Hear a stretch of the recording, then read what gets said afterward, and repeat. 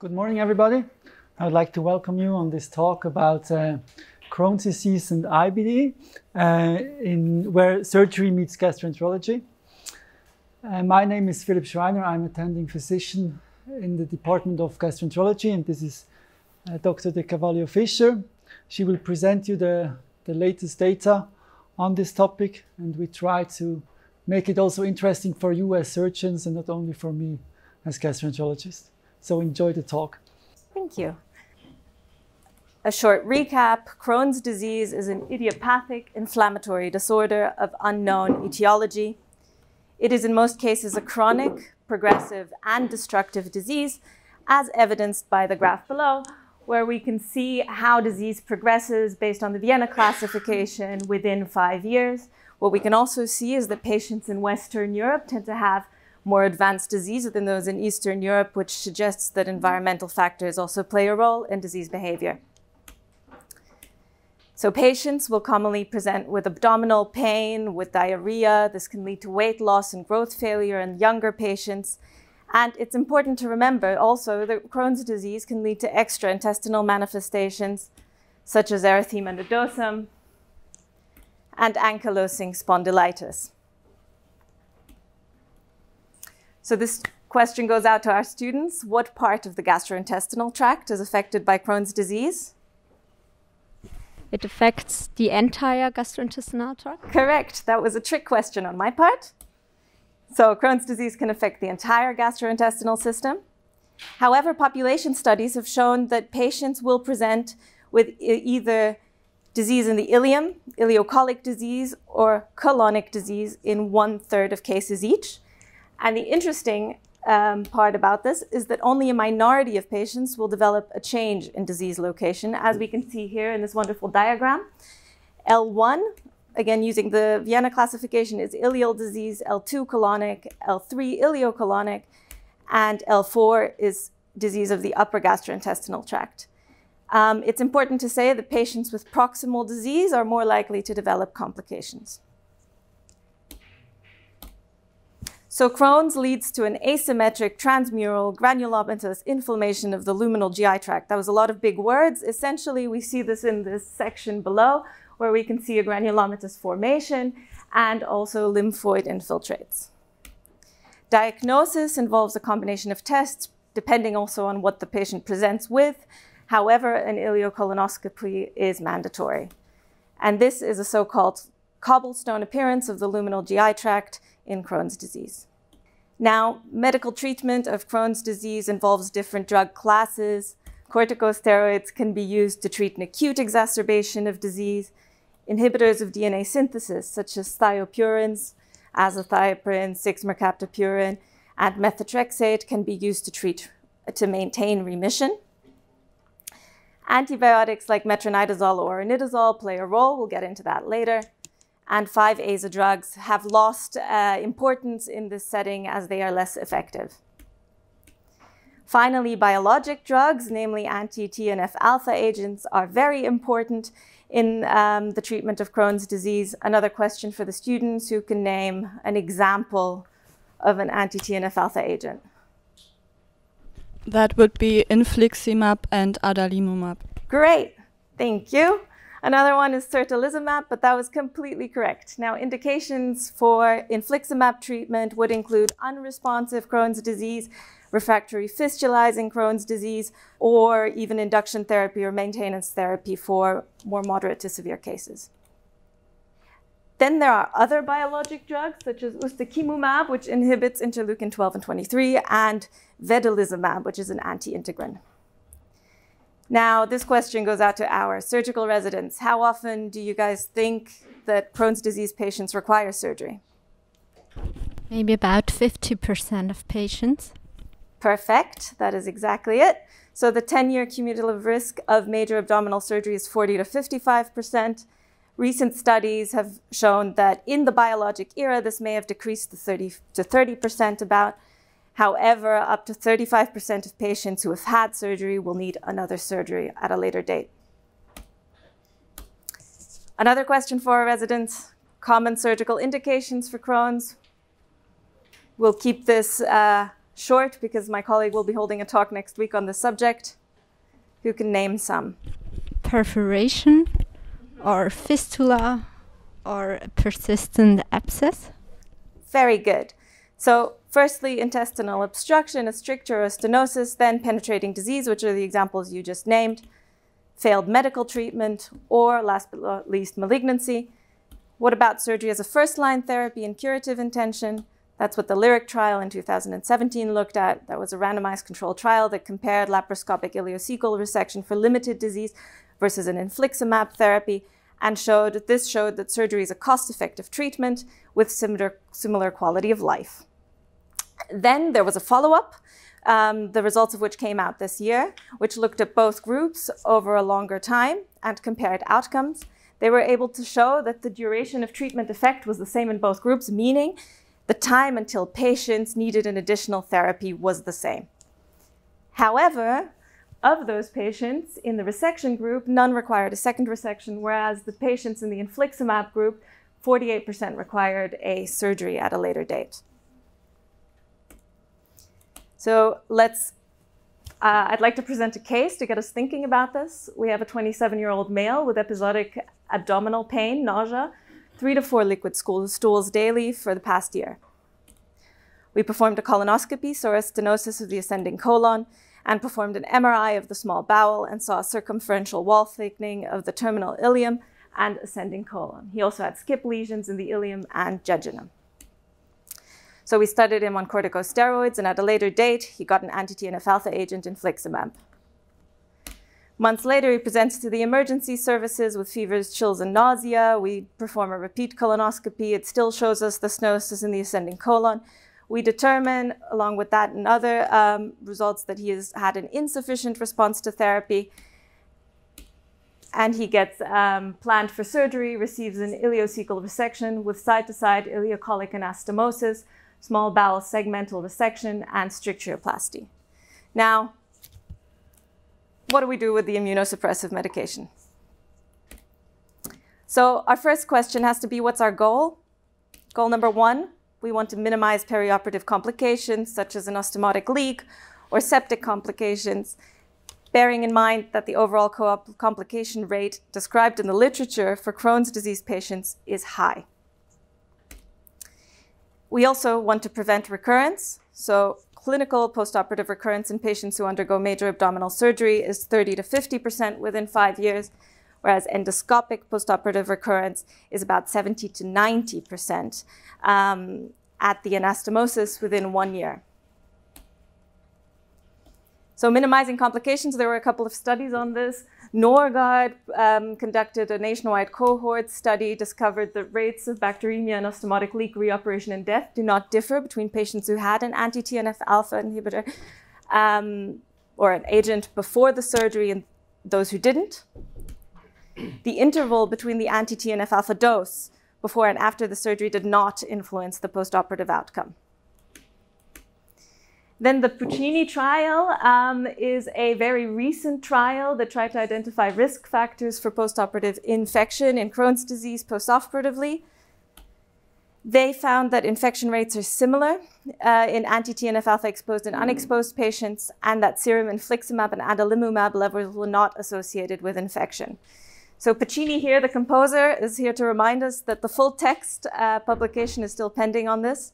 And we currently only have the abstract, so we should keep an eye out. Now, Bouquet et al. Also looked at this subject and unfortunately came to a different conclusion. They determined that anti-TNF-alpha therapy in the 3 months before a surgery is an independent risk factor for overall postoperative morbidity. In essence, we don't know. The evidence isn't sufficient, and hopefully the Puccini trial can help us a little bit with that. On to the second subject, preventing recurrence. There are risk factors that tell us that patients might develop a recurrence after surgery, such as a young age under 30, a shorter disease duration, prior resections, or fistulizing penetrating disease. A very recent study also suggests that the patients who are colonized with fusobacteria tend to recur more often after a surgery, which tells us maybe the intestinal microbiota also plays a role. The most important thing is the only modifiable risk factor in postoperative clinical recurrence is smoking. So we should all remember to counsel our patients that it's time to quit.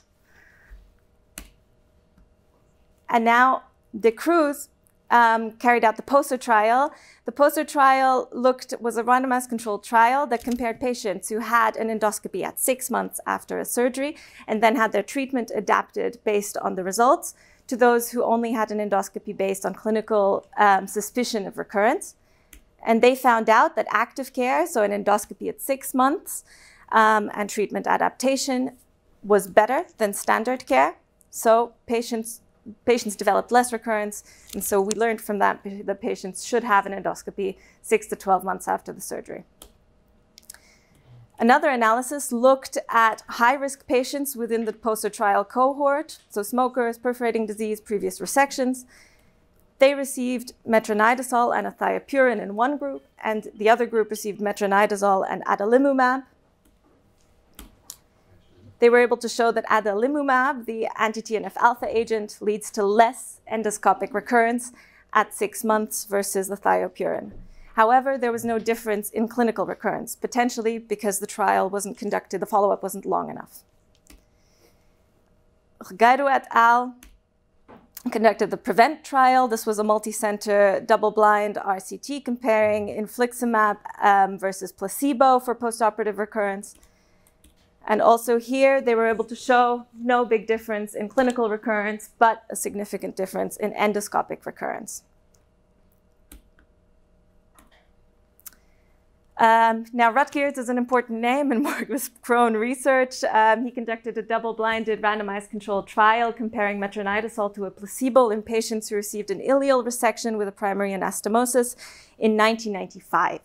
And he found that patients with metronidazole had less recurrence than those who didn't have metronidazole. Then he conducted pretty much the same trial 10 years later with ornidazole, and also found that ornidazole, as a prophylactic treatment for recurrence after a ileal resection with ileocolonic anastomosis, is an effective treatment as it reduces clinical and endoscopic recurrence. Glick published a study a year ago on low-dose metronidazole used for preventing endoscopic recurrence after ileal resection, and he was also able to show that low-dose metronidazole led to significantly lower endoscopic recurrence within 12 months than a control group that did not receive metronidazole. So now we've learned a lot from the literature. What do we actually do? Before the surgery, we try and hold the anti-TNF-alpha therapy with the goal of missing only 1 dose. We can also schedule the surgery between doses of the anti-TNF-alpha drug. We continue immunomodulators, and we taper corticosteroids to a minimum. Our patient then goes to surgery, and after surgery, the first thing we do is we schedule an endoscopy 6 to 12 months after the surgery.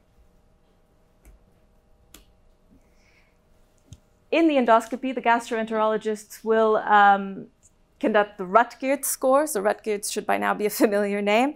And endoscopic recurrence is defined as I2. So I2A are lesions confined to the anastomosis, and I2B are more scattered aphthous lesions or larger lesions.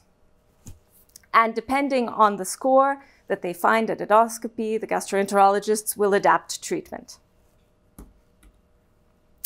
Now, it's also important to stratify our patients into low-risk and high-risk patients. So high-risk patients, again, younger patients, smokers, those who have had previous surgeries, have a higher risk of recurrence, and it's pretty much given that they'll have endoscopic recurrence. So a low-risk patient would receive metronidazole, 250 milligrams, 3 times daily for 3 months. If they are intolerant to this treatment, another option would be ornidazole. And here at the University Hospital of Zurich, we perform an ultrasound and calprotectin at 3 months to identify early recurrence. If there is no indication for early recurrence in the ultrasound and calprotectin, we go on to a colonoscopy at 6 to 12 months. And depending on the results, treatment is adapted. For a high-risk patient, they will be started on anti-TNF-alpha agents, beginning 3 to 6 weeks after resection. Immunomodulators, vedolizumab and ustekinumab can also be considered in combination or on their own. And then the rest of the path is similar. So that was that. Thank you for listening. Have a wonderful day. Well, thank you very much, Cynthia and Philip. Excellent presentation, a very rich presentation, a lot of information that you gave us, a lot of food for thought. Any questions from the audience? Well, I do have one, and that relates to the LYRIC trial. When looking at the newer data from the LYRIC trial, one must just wonder if, on a more global scale, we're doing things right with this disease. It appears to me as if the solution to new onset Crohn's disease of the terminal ileum, which is the most common of all the variants that we see, is best solved by early surgery, which is exactly what we're not doing at this point. But instead, and I try to be a little placative right now, is we're developing new expensive medications which we use in sequence in trying to get our patients to a medical remission, which takes years and years and years. And at the end of all this, patients will be sent to surgery in 50% of cases. So how can we justify this to patients, and should we not rethink, according to this large and well-conducted trial, and start offering surgery as a first-line treatment to patients to begin with? Yes, I completely agree with you. I think we should offer the patient the operation. However, I have to say two things. First of all, these were a highly selective group of patients. So they had a non-stricturing disease, only 40 centimeters affected.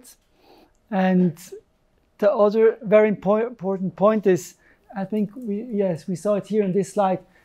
We just have to tell the patients, if they get an operation, yes, they have a high chance that they don't get a second operation within the next 5 years. But if you look at the graph here, 80% of the patients had therapy, and also one of the very expensive ones. So only 20% of the patients who got the operation had, after 5 years, no other medication regarding IBD. But at least it's 20%. That's true. But still, surgery should not be considered a failure in this group of period. I think that really makes it. The study really makes a point for early surgery in patients in whom we must anticipate treatment failures long term. I completely agree with that. Yes, Cynthia and Philip, thank you very much. Great talk. Wonderful presented. I have a question concerning prevention of recurrence. In many of those studies, we see an endoscopy, which seems to be better, which has an advantage, but in most studies, no clinical difference. So, how liberal should we be in giving biologicals, which are quite expensive as well? How liberal should we be? I think the question starts with this low and high risk group. So it depends a little bit. Everybody agrees that in high risk patients you should give early biologic therapies. But in all the studies and all the opinion leaders, they never say what is really a high risk patient. I think a high risk patient is only patients who smoke or who still smoke, who have who had at least one operation before, and who had a stricturing disease. And I think if all these risk factors have the patients, then he should get an early biologic therapy. All the others, if you just smoke or if you just had 2 operations of just one of these risk factors, I think you can go along with the antibiotic, with the metronidazole, for some months. But all the studies then, they show that during this time when you take the antibiotics, it works pretty fine. And after that, the recurrence comes. So this is really difficult. But I can tell you that most of the patients, if they don't get any therapy, within 5 years, they probably have a recurrence. Maybe the one thing that we often discuss in this type of meeting is who should be taking care of these patients. It appears to me as if things get more complex every year. Medications get more complex. We haven't talked about surgery yet. Surgery is a little more let's say, traditional, but even so, it has changed over the years. So who should be taking care of Crohn's disease patients? Is that something for specialists? Is that something that still everybody should be able to manage, simply because there's quite a few Crohn's disease patients out there? Your thoughts, Philip? You're a gastroenterologist who is developing into that type of subspecialty already at a young age. What do you think about this? It's a very good question. We see it more often now that most patients get referred to our university hospital, because at the beginning you can treat patients with a little bit budesonide or corticosteroids and anti-TNF, and then it gets more complicated. And Cynthia told you a little bit about the medication, and this is just the beginning. If you look at the papers from last year or 2 years ago, a lot of more biologics and now also oral small molecules will develop. So that's why it gets also for us very, very complicated. And that's why I think the complex patients should be referred to an IBD center. So on a personal note, I find Crohn's disease to become more and more complex, and we've started having a board together with our gastroenterologists, a small group of physicians, surgeons, and gastroenterologists who meet about once every 2 months maybe to discuss the more complex cases. I personally find that very helpful, simply because we find solutions that are based upon the opinions of both types of physicians in the field. So that has been very helpful to us. If there's no other questions, thank you very much. Excellent presentation. Nice discussion.